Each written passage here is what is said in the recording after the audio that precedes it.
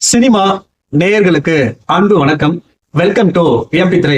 இந்த ஷோல த ரிப் அப்படிங்கிற இங்கிலீஷ் திரைப்படத்தினுடைய ரிவ்யூ தான் நம்ம பார்க்க போறோம். இந்த படம் வந்து பாத்தீங்கன்னா தமிழ் டப்பிங்கோட நெட்ஃபிளிக்ஸ்ல அவைலபிளா இருக்கு. இந்த படத்துல வந்து பாத்தீங்கன்னா மேட் டேமன், பென் அப்லக் மற்றும் பலர் நடிச்சிருக்காங்க. இந்த படத்தை ஒரு சஸ்பென்ஸ் கிரைம் த்ரில்லர் ஜானர்ல கொடுத்திருக்காங்க. இந்த படத்தினுடைய கதை அப்படின்னு பாத்தீங்கன்னா, இந்த படத்தினுடைய ஆரம்பத்திலேயே ஜாக்கி அப்படிங்கிற ஒரு போலீஸ் அதிகாரி 2 மர்ம நபர்களால சுட்டு கொல்லப்படுறாரு. இவர் வந்து பாத்தீங்கன்னா மியாமி போர்ட்ஸ்ல வந்து பாத்தீங்கன்னா ஒரு போலீஸ் அதிகாரியா இருக்காரு.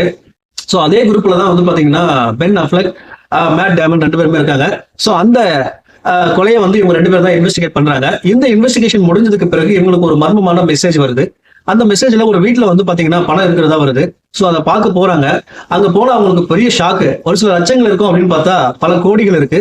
அந்த பணத்தை பார்த்த உடனே அந்த போலீஸ் குரூப்புக்குள்ள என்னென்ன மாதிரியான சம்பவங்கள் ஏற்படுது, துரோகங்களும் சந்தேகங்களும் எழுது.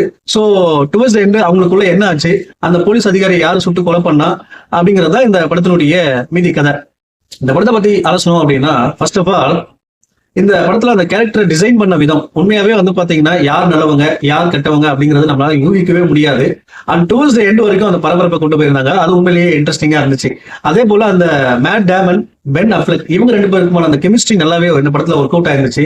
அவங்க 2 பேரும் உரையாடல் கூடிய அந்த உரையாடல், அதுக்கப்புறம் அவங்க 2 பேரும் மாத்தி மாத்தி சந்தேகப்படுற அந்த காட்சிகள் எல்லாமே ரொம்ப இன்ட்ரெஸ்டிங்கா எடுத்திருந்தாங்க. அதே போல இந்த படத்தினுடைய திரைக்கதை ரொம்ப வந்து சுவாரஸ்யமா எடுத்திருந்தாங்க.